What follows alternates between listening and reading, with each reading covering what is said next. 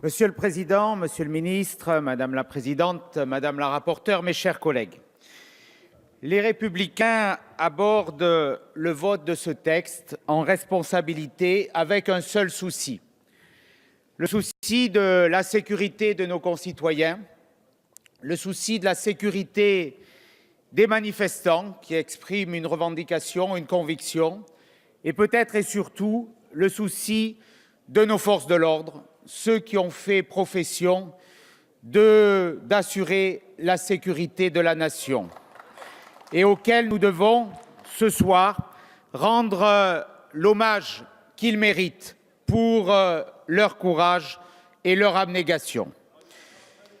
Manifester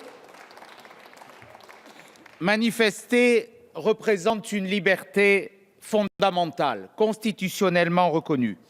Nous y sommes tous viscéralement attachés.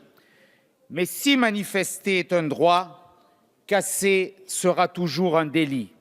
Rien ne peut justifier le déferlement de violence particulièrement préoccupant qui gangrène chaque manifestation depuis plusieurs mois, mais surtout depuis plusieurs années. Ces actes ne sont pas pourtant le fait de personnes inconnues.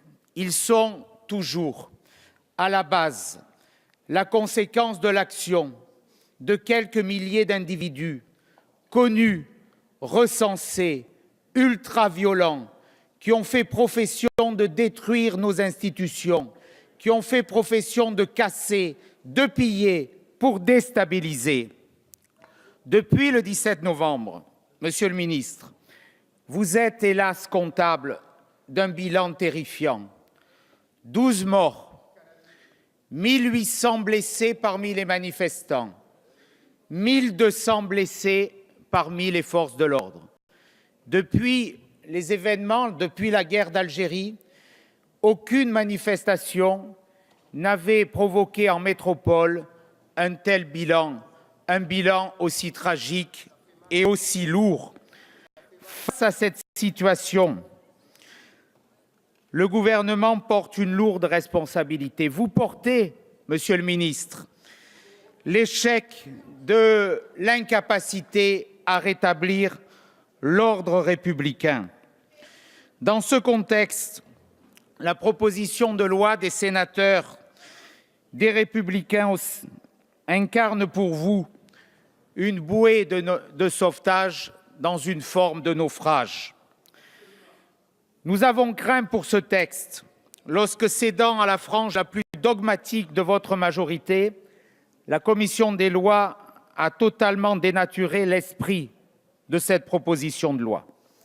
Le débat en séance, grâce notamment au vote décisif à 2 reprises, qui a conduit à obtenir une majorité des Républicains, a permis de sauver l'essentiel. Au final, le texte qui nous est soumis marque un progrès. Je pense en particulier au rétablissement des périmètres de contrôle lors des manifestations. De même, nous avons redonné sa portée au nouveau délit de dissimulation du visage dans l'espace public, car il n'est pas possible, il n'est pas acceptable, il n'est pas tolérable qu'on aille manifester masqué. Cela, naturellement, comporte des intentions qui n'ont rien de souhaitable dans une démocratie. Surtout, l'interdiction administrative de manifester, clé de voûte de ce texte, pourra être prononcée par les préfets à l'encontre d'individus connus représentant une menace grave pour l'ordre public et ayant déjà sévi à l'encontre des biens et des personnes sur le territoire de la République. Nous notons que cette disposition fondamentale n'a pu être adoptée que grâce aux voix des députés républicains. Malgré ces avancées, les insuffisances de ce texte demeurent.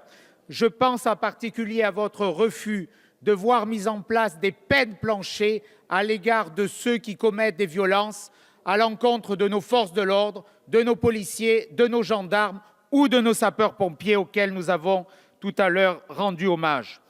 Pour conclure, malgré les insuffisances et les lacunes de ce texte qui pourra être utilement complété au Sénat et comme nous le faisons chaque fois en responsabilité lorsqu'il s'agit de soutenir une initiative, même insuffisante, visant à renforcer la sécurité des Français, le groupe des Républicains votera dans son immense majorité cette proposition de loi des sénateurs républicains. Merci, mes chers collègues.